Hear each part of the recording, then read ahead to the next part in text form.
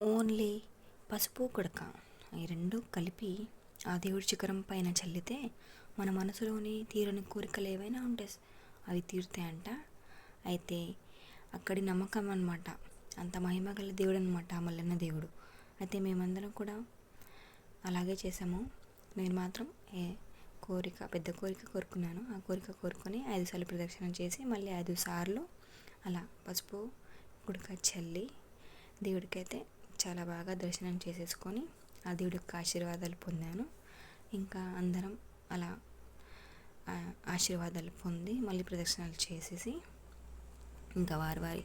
ఇంకా గుడి మొత్తం అలా ఒక రౌండ్ వేసేసాము. ఇంకా గుర్తుండిపోయేలా కొన్ని పిక్స్ అయితే దిగాము. ఓకే ఫ్రెండ్స్, మీకు కూడా ఈ గుడి కనుక నచ్చినట్టయితే ఇక్కడ వచ్చి దర్శనం చేసుకోండి, తీరని కోరికలు తీర్చుకోండి. ఇంకా నా వీడియో కనుక మీకు నచ్చినట్టయితే లైక్ చేయండి, షేర్ చేయండి, సబ్స్క్రైబ్ చేసుకోండి.